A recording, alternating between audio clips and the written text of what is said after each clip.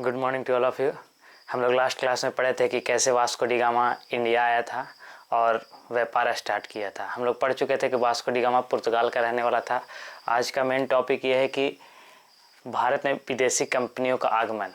कहने का सेंस है कि भारत में विदेश जो यूरोप है, यूरोप से कंपनियां बन करके इंडिया में आई और यहाँ व्यापार कैसे स्टार्ट हुआ, क्या क्या प्रोसेस था। तो हम लोग लास्ट क्लास में पढ़े थे कि इंडिया में सबसे पहले जो यूरोपीय है व्यापार करने के लिए जो आया था वो पुर्तगाली था। उसी को पुर्तगाली ईस्ट इंडिया कंपनी बोलते थे, जो कि पुर्तगाल के रहने वाले थे। ये हम लोग को पता है कि सबसे पहले वास्को डी गामा आए थे और 1498 में आए थे और इनका सबसे पहला जो फैक्ट्री है, कोठी है, जो गोदाम बोल सकते हैं, वो कोचीन में स्थापना हुआ था। इतना हम लोग पढ़े थे। लेकिन क्या पुर्तगाली केवल आए और उसके बाद कोई नहीं आया? तो पुर्तगाली का लास्ट वीडियो पूरा यूट्यूब पे डाला हुआ है कि कौन कैसे गवर्नर आए थे, फिर उसके बाद कैसे कैसे आए थे। लेकिन हम लोग को आज पूरा कंपनी के बारे में थोड़ा थोड़ा ओवरव्यू देखना है। हम लोग देख चुके थे कि पुर्तगाली 1498 में इंडिया आ गया था। इसके बाद अच्छा एक बात और, जब वास्को डी गामा भारत से व्यापार करके वापस लौटा तो उसको 60 गुना मसाला पे प्रॉफिट हुआ। तो क्या इसको इतना ज़्यादा लाभ होने से क्या वो सबको बताएगा कि मुझे इंडिया में इतना ज़्यादा लाभ हुआ, आप लोग सब चलिए? नहीं, ऐसा नहीं होता था। वो चोरी छिपे आते थे, किसी को बताया नहीं जाता था। लेकिन वहीं के बगल से एक और आया, ईस्ट इंडिया कंपनी, फिर उसके बाद डच। ये स्थापना का क्रम है। सबसे पहले पुर्तगाल आया, उसके बाद हॉलैंड या नीदरलैंड के जो निवासी उसको डच बोलते हैं। डच सेकेंड टाइम आए थे। स्थापना सेकेंड टाइम इंग्लैंड का हो गया था, ईस्ट इंडिया कंपनी का, लेकिन उसके बाद डच आए थे। फर्स्ट टाइम ये आए, सेकेंड ये, थर्ड में ये आए थे।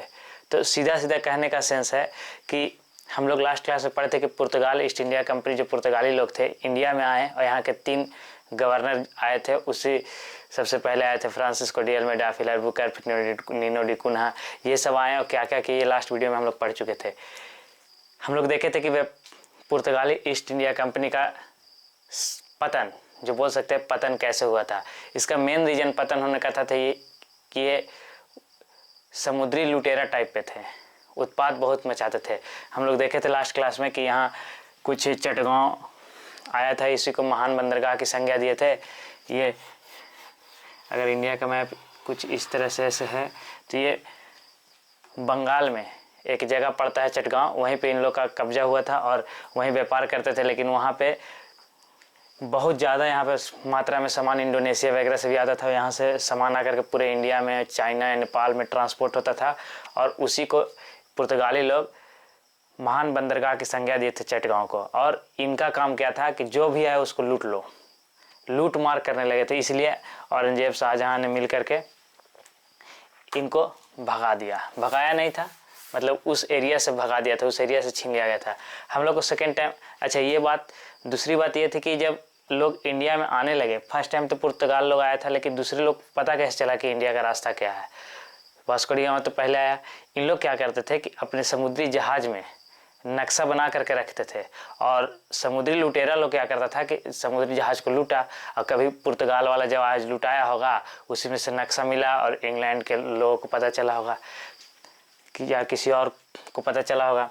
तो हम लोग फर्स्ट टाइम देखे पुर्तगाल ईस्ट इंडिया कंपनी। अब ये ईस्ट इंडिया कंपनी का एक और नाम था जो उन लोग यूज करते थे, एस्तादो द इंडिया। पुर्तगाली ईस्ट इंडिया कंपनी को एस्तादो द इंडिया भी कहते थे। तो हम लोग को तो एक क्लियर हुआ। अब नेक्स्ट इसके बाद स्थापना तो इंग्लैंड वालों का हुआ, लेकिन उसके पहले यहाँ पहुँच गए Dutch east India company. Dutch east India company कहने का मतलब नीदरलैंड या हॉलैंड निवासी को डच बोलते थे, वो आए। अब ये कैसे आए? इनको तो देखा हुआ नहीं था, आएंगे कैसे? तो इन लोग को ये पता था कि इंडिया जो है साउथ साइड में है, यूरोप के साउथ साइड में। वहाँ से निकले और गलती से रास्ता भटक करके इंडिया ऐसे होते होते ये कुछ इस तरह में इंडोनेशिया है, इंडोनेशिया पहुंच गए। इंडोनेशिया के सुमात्रा महाद्वीप पे हॉटमैन थे सबसे पहले। ये डच जो आए थे हॉटमैन आए और वहाँ पहुंच गए, फिर बाद में यहाँ आए। तो ये सबसे पहले अपना फैक्ट्री जो है मसूलीपट्टनम, जो कि आंध्र प्रदेश के पास है, वहाँ बैठा है। इससे बहुत तरह का क्वेश्चन है। जैसे इंडिया में सबसे पहले अगर आते हैं, कोई भी आए, जैसे ये था पुर्तगाली लोग आए तो कोचीन ने फैक्ट्री स्थापित की, फिर गोवा में पकड़े, फिर दमन दीव, बेसिन, फिर बाद में इधर सेंथोमा, चटगांव, हुगली पहुँचे। लेकिन जब ये आए, डच ईस्ट इंडिया कंपनी आई, तो हॉलैंड निवासी या नीदरलैंड निवासी आए तो वो सबसे पहले पहुँच गए सुमात्रा महाद्वीप पे। उसके बाद इधर आए और सबसे पहला फैक्ट्री ये यहाँ पे मसूलीपट्टनम में स्थापित किए और मसूलीपट्टनम में स्थापित कर दिए। इनसे ज़्यादा क्वेश्चन होने की संभावना इसलिए भी हो जाती है कि सारा जितना यूरोपीय कंपनी आएगी वो मसाले पे ध्यान देगी, लेकिन डच वाले लोग जो हैं ये कपड़ा व्यापार पे ध्यान देंगे, ये वस्त्र पे ध्यान दिए। सारे लोग का फैक्ट्री ज़्यादातर इस साइड में होगा, पश्चिमी साइड में, लेकिन डच लोग का फैक्ट्री जो होता है वो पूर्वी साइड में होता है। इससे ये भी क्वेश्चन पूछता है। ठीक है, नेक्स्ट आता है, इसके बाद तो ईस्ट इंडिया कंपनी आई, इसको थोड़ा लेट से देखते हैं। इसके बाद डेनिश ईस्ट इंडिया कंपनी आई। डेनिश ईस्ट इंडिया कंपनी कहने का मतलब कि डेनिश जो है डेनमार्क के निवासी हैं।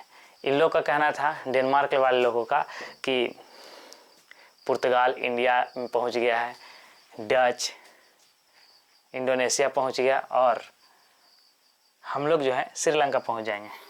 इन लोग का ये कहना था।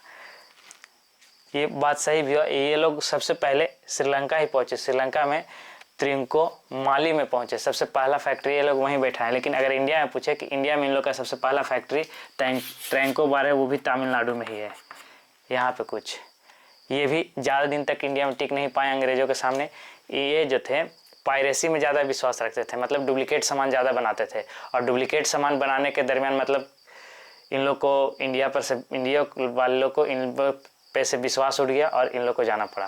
कहने का मतलब है कि कोई भी सामान कोई बनाए, इसी का कॉपी करके कम दाम में बना करके बेच दें। ठीक है, फिर इसके बाद आता है फ्रांसीसी ईस्ट इंडिया कंपनी। फ्रांसीसी ईस्ट इंडिया कंपनी जो है, देखिए ये सब तो नॉर्मल था, लेकिन दो इंग्लिश ईस्ट इंडिया कंपनी जो अंग्रेज के थे और फ्रांसीसी ईस्ट इंडिया कंपनी, इसमें दो बात था, दोनों बहुत कॉमन है। अगर आपसे क्वेश्चन पूछे कि सबसे पहले राजनीतिक में, भारतीय राजनीतिक में हस्तक्षेप करने वाले कौन थे, तो ये फ्रांसीसी होंगे। अभी हम लोग बारी बारी से आगे चल के कहानी सुनेंगे क्या क्या हुआ था। ये इंग्लैंड वाले लोग जो यहाँ आए, इंडिया में आए, तो इनका फर्स्ट फैक्ट्री जो था सूरत था। ये भी अस्थायी था। अस्थायी कहने का मतलब इन लोग अपने जहाज से सामान लाए व्यापार के लिए, लेकिन इन लोग को बहुत दिन तक परमिशन नहीं मिला। जब इन लोग इंडिया पहुंचे थे तो उस समय यहाँ के शासक जहांगीर थे, इनको परमिशन नहीं मिल पाया था, बहुत दिन तक ये टाल के रखें, इनको परमिशन नहीं मिला। सबसे पहले इन लोग को साउथ में मसूलीपट्टनम में, यहाँ पे अगर पूछे सूरत जो कि गुजरात में है, सूरत में इन लोग को फैक्ट्री का परमिशन, ये अस्थायी था।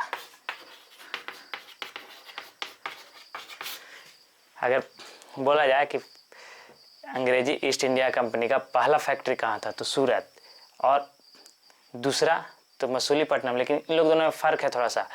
पहला जो अस्थायी था, अस्थायी फैक्ट्री अगर पूछे पहला अस्थायी फैक्ट्री, तो ये मसूलीपट्टनम होगा। इन लोग के भी बारी बारी से कहानी पढ़ेंगे। और ये फ्रांसीसी ईस्ट इंडिया कंपनी, ये सबसे पहले सूरत में आकर के अपना फैक्ट्री बनाए थे। फैक्ट्री बनाना मतलब गोदाम बनाए थे, फैक्ट्री बनाना।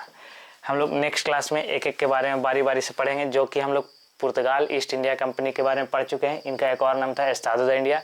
नेक्स्ट क्लास में हम लोग डच पढ़ेंगे, फिर डच के बाद पढ़ लेंगे डेनमार्क का, और उसके बाद फ्रांसीसी पढ़ेंगे, और लास्ट में इंग्लैंड ईस्ट इंडिया मतलब इंग्लिश ईस्ट इंडिया कंपनी पढ़ेंगे। और इसी के साथ में आगे के मतलब इंग्लैंड ईस्ट इंडिया कंपनी का कैसे भारत पे पूरा पकड़ हो जाता है, यहाँ के राजनीतिक में इन लोग इंटरेस्ट ले लेते हैं, फिर उसके बाद पूरा भारत को गुलाम बनाते हैं, फिर 1857 की क्रांति होगी वगैरह वगैरह। लास्ट में हम लोग इसी सीक्वेंस से पढ़ेंगे।